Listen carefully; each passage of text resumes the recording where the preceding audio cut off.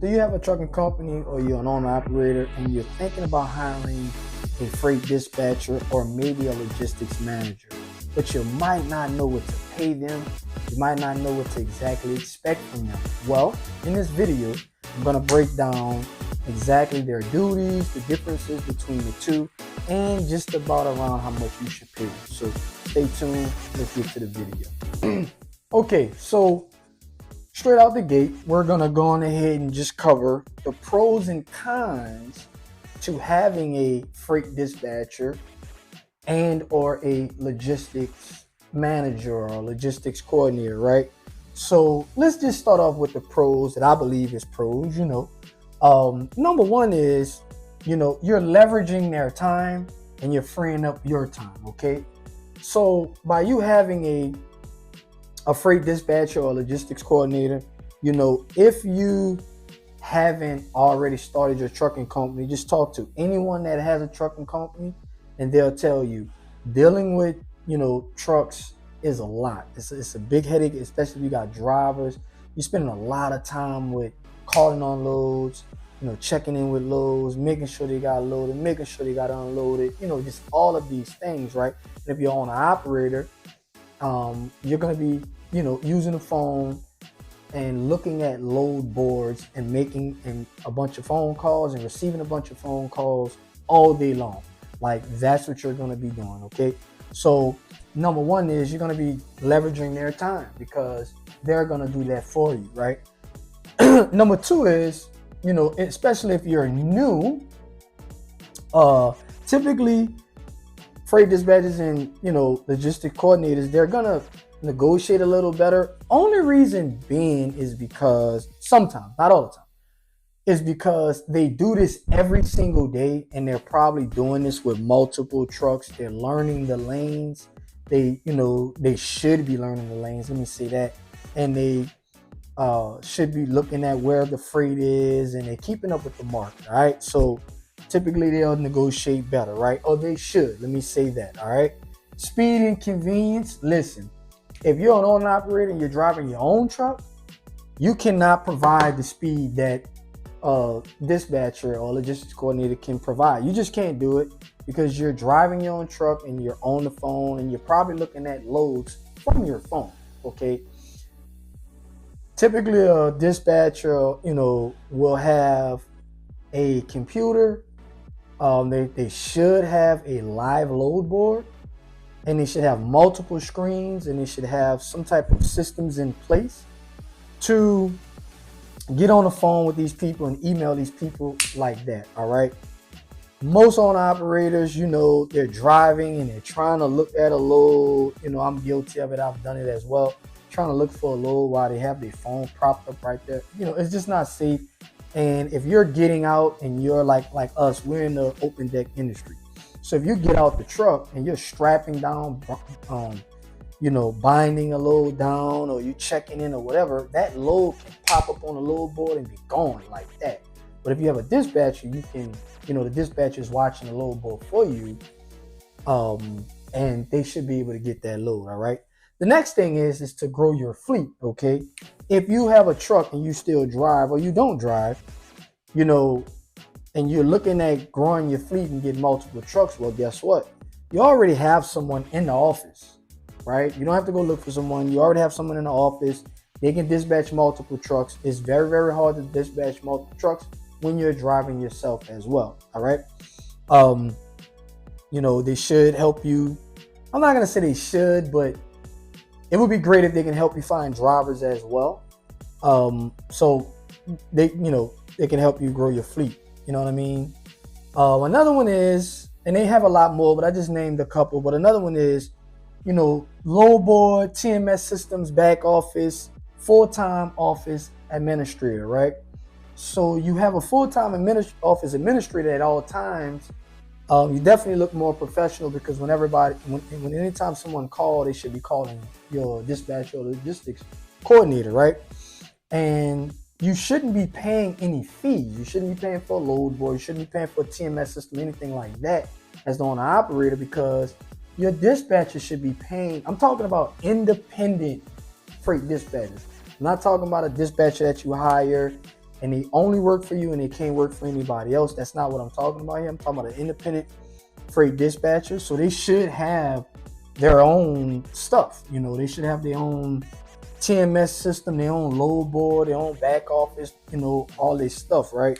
So that would be the pros. Some of them, you know, are the ones that I would like to highlight, because that's the ones that I believe that everybody's kind of in need for immediately, being an owner operator. Okay, so the cons will be that some people look at and believe it to be a con is compensation. All right, it's not free. You have to pay this dispatcher or manager, or, you know, whatever you would like to call them.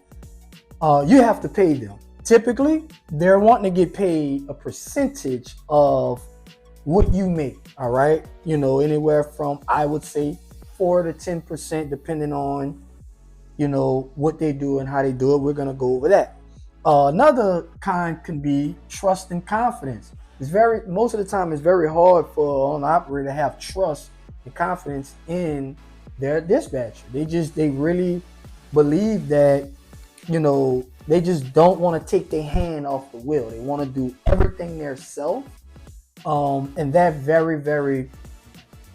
that's a big thing that will stunt your growth as having a trucking company. Okay, now I understand if you want to have 1 truck or 2 trucks and you don't really want to grow. I get it, I understand that.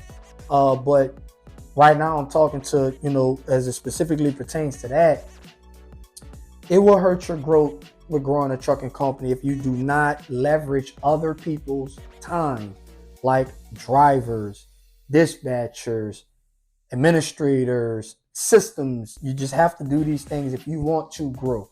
So don't look at what you're paying the dispatcher or the manager as a con, because it really shouldn't be.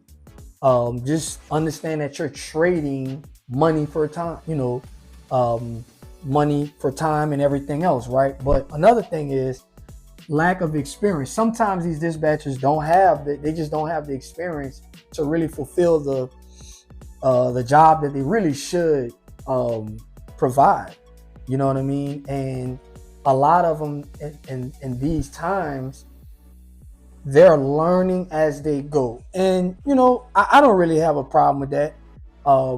But I do think that if they don't have the experience, they need to come in and need to have a good work ethic, and they need to be ready to go and lower their price, you know, a lot if they don't have experience. Okay. And just the lack of hustle. You know what I mean? They could literally, a lot of them I'm seeing is they don't like the hustle. They don't like to get on the phone. They don't like to sit behind a computer and search for loads. They don't like to just put loads together and just figure out how to maximize on the market, even though the market is the way it is, to just help their own operator or the trucking company that they're dispatching and managing for, to actually help them make more money, because they need to have the mindset and understand that the more money the owner operator makes, and the more money the owner operator makes and or the trucking company makes, the more money they make, because they should be getting paid by percentage. Okay, so we're gonna go over the difference in, you know, everybody says that they're a dispatcher. That's just not true, or a logistics manager or whatever. So we're gonna start off with the lowest one that I believe is the lowest one, and it's just a load finder. All right, they just find loads. That's it. They just open up the load board and they look at the load board, and they just basically look at a load and they believe that it's a good load. It might be a good load, you know, and they call you and say, hey, Mr. Owner Operator, do you want this load or not, right? And that's it. Now, that's value in that. I'm not saying that there's no value in that. There is value in that, because you didn't have to find that load. You didn't have to sit behind the load board. You could have took a nap. You could have, you know, went got you something to eat, took a shower, the truck's up, taking a shower, or you could be with your family or whatever. You could be with your family or doing something, just whatever it is that you like to do. And this person, which is a load finder, is finding you a load, and they should be compensated for that. Everybody should be compensated for what they do. Now, there's a difference in how much they should be compensated for, but they should be compensated. And I believe, in my opinion, anywhere from 4 to 6%, right? Because they're just a load finder, right? They don't really know and do anything else, all right? Now, the next one up that I would say is, excuse me, is a freight dispatcher, all right? Now, with the dispatcher, it's a little bit different, all right? Now, with them, they use load boards to find loads as well, all right? They're more better with their load boards, but they also keep track of loads, right? Maybe in a spreadsheet or TMS system or something like that. They keep track of paperwork, organizing, and billing as well. They're doing your rate they're doing your package, they're doing your rate confirmations, stuff like that, right? And they typically know how to negotiate. Now, they're doing a good bit amount more than a load finder, right? But they're just not yet up there doing a whole lot. But they should be compensated as well. And I believe, in my opinion, anywhere from 6 to 8%. And that's worth that, right? I would pay that, okay? Anywhere from 6 to 8%. And understand, let me throw this out there. When I say 6 to 8%, I'm talking about 6 to 8, once again, we're in the open deck industry, so we deal with a lot of oversized loads and stuff like that. They should be getting 6 to 8% after deductions. And when I say deductions, I'm talking about permits, escorts, stuff like that, right? Anything that would make that load be and lower in price. They shouldn't, if a load pays $10,000 for that one load, but you have to pay $2,000 in escorts and permits, then they should only get, that would leave $8,000 left. They should only get 6 to 8% of that. And drivers as well, but that's another video, okay? So last but not least, and I believe this person should actually get a different and better name as well, is a logistics manager or logistics coordinator, all right? Typically, these people use load boards as well to find loads. They also have a private network that you could put with your private network, and y'all put it together. So if they got 100 people, you got 100 people, now you have 200, right? They use systems and software to keep track of loads and billing and 𝐓𝐇 and stuff like that, right? So they do a lot more. They're using these systems to keep track of your 𝐓𝐇, to keep track of when your medical card expires, when your license expires, when your license plates expires, to calculate your 𝐓𝐇, just to keep track of anything, of any and everything, right? And when you're growing a fleet and you're looking to grow a fleet, that's very, very important. Very, very important. I'm not talking about the one man. I'm not talking to and about the one-man army owner-operator, super trucker. That's not who I'm talking to right now, all right? I'm talking to my professionals, the ones that's looking to grow their companies and actually, have a business, not they own a company, but they're the only one in the company. That's not a business, all right? That's another video as well, okay? And also, they're an expert in the logistical process. When I say the logistical process is when they're on the phone and they're booking a load where they saw it on the load board, or they got an email about it, or they got a call about it. Things are running through their mind as they're listening to the times that the load pickup, how heavy it is, what's the dimensions of it, where is it located, is it downtown in the city, is it not in the city, is it in downtown New York, is it in Houston where all the traffic, is it going to the port, do you need a tour card, do you not need a tour card, is it something that, might could be unloaded after hours, before hours, they're thinking about all these things, and while they're talking, they're listening, they're processing this, and then bam, they're coming up with their own rate. They're not typically listening to what the person is saying, or the broker or the shipper is saying. They already are understanding this in their mind. Not only that, by them being an expert in the logistical process, some loads they'll just turn down because they understand this might not be the best thing and they will be able to match up the best loads for the owner operator, for the driver, right? And understand that some drivers, owner operators, they just can't do certain loads. You know what I mean? I mean, that's just what it is, right? So another thing which we just talked about, they're expert in rate negotiation. They're studying their markets. They're studying the load board. They're looking at what the market looks like. What does it look like coming out of this state or that state, right? They're asking you, what is your cost per mile, right? You know, they're keeping everything in mind. They have their spreadsheets. They have their calculations together. So they're understanding what type of equipment that they're dispatching, right? Or that they're putting out there in the market to get a load, and they're understanding the worth of that equipment, all right? So they're expert in negotiating. Another thing is, they're great at understanding how to stay DOT compliant, okay? They're not just gonna give you a load and just let you go about your business, and then something happens with you. Now you have to pay for whatever ticket you get, whether it's overweight, whether it's whatever it is, right? You're on your own. That's not what I'm talking about. I'm talking about a logistics manager, okay? So they're understanding that, you know, basically, like for us, for example, we know when we get a load and they tell us what the machine is, we're gonna look the machine up, or we already know what the machine is. So typically brokers, this is a good one that brokers love to always do. They'll tell you about a machine and they'll say, oh, it's 12 wide. But really, when you pick up the machine, it's 12 too wide. And just those 2 inches makes it to where you need an escort in most states besides Texas, maybe a couple other ones. That's it. But they're already understanding that, and they're not going to allow a broker or anyone to push them around, right? They understand the clock. They understand the ELD.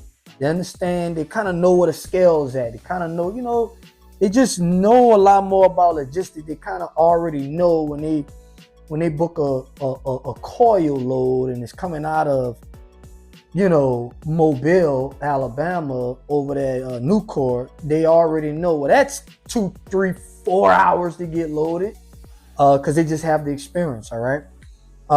They can also help you find drivers because they have a network, okay? And, you know, however they grow their network, but they have a network, and they, you know, they should and can help you find drivers, all right? And they can be an advisor, like me, myself.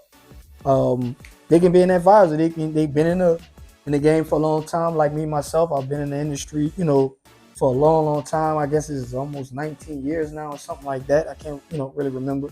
But they can advise you on how to hire drivers, what type of loads to get, what type of trailer should you get based on your experience or based on your cash on hand. You know, should you lease on, should you not lease on? You know, just all of these things, what factoring companies to use, what loads to stay away from, what, you know, just it's a lot of things that they can just advise you on. So with that being said, also you should, I'm sorry for forgetting this, but you should pay them anywhere from 8 to 10% plus. And when I say plus, meaning the more they have to offer, the more they're going to want to get compensated. All right. So with that being said, if you need help with anything, as always, I'm here. You can definitely just shoot me a text at 985-326-1699. That line is available at any time. We are starting to take on operators on our dispatching side. So if you need any dispatching, definitely shoot us a message and we'll, you know, check you out. We do have an interviewing process. We do not take everybody. As you know, we're in the open deck space. We do not deal with reefer, anything else but open deck. So, and we don't deal with any hot shots. It's flatbed, step decks, RGN, specialized freight. That's what we deal with. That's where the money's at. That's where we at. So until the next video, I'll see y'all later. Make sure to like the video if you like it. If this information has been valuable to you, hit the subscribe button, man. Leave me a comment. Let me know what's happening. Let me know how you feel about the video, all right? So till the next time, see you in the next video. Peace.